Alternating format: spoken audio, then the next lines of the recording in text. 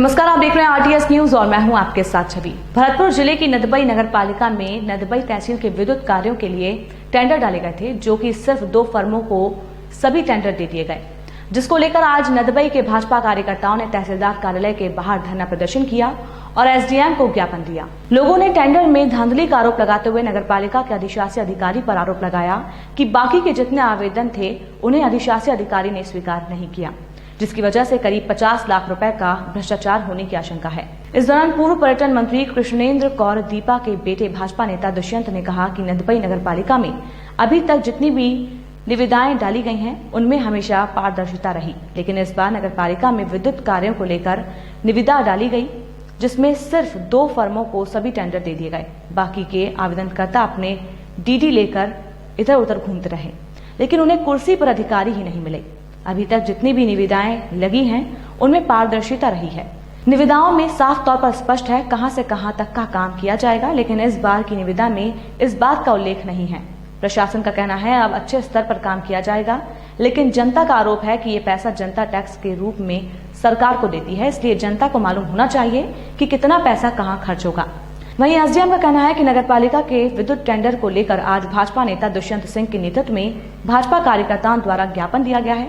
कार्यकर्ताओं का टेंडर में धांधली का आरोप है, जिसकी जांच करवाई जाएगी। अगर किसी भी प्रकार की धांधली सामने आती है तो उसके खिलाफ कार्रवाई की जाएगी। हुए जो सब लोगों में जो गुस्सा था वो मूल रूप से इस पे था कि यहाँ पर नगर पालिकाओं में जो निविदा डाली गई उसमें किसी भी आधार पे ये स्पष्ट नहीं है कि उसमें पारदर्शिता थी।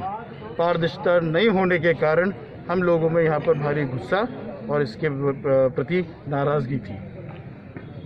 आपके सामने हमने मांग रखी कि ईओ साहब से हम बात करना चाहेंगे, उनसे जवाब लेना चाहेंगे कि जो आदमी ई टेंडर प्रक्रिया में अपने अप्लाई कर रहा है, जिसमें लगभग 5 या 6 अनेक फर्मों ने इसमें भरा है, लेकिन मात्र 2 के ही डीडी जमा किए गए और बाकी लोग जो हैं वो अपने 2.25-3 लाख के अनुमानित इतने की डीडी लेके घूम रहे थे, उनको वहाँ पर वो उपस्थित मिले ही नहीं। हकीकत तो ये थी, ये अपने स्पष्ट में कह रहे हैं कि सब मैं वहीं बैठा, तो हकीकत तो ये थी मेरे पास समय सूचना ज़रूर थोड़ी सी लेट आई, लेकिन अगर समय से आ जाती तो शायद मैं उस टाइम यहाँ पर मौके पे पहुँच ही जाता।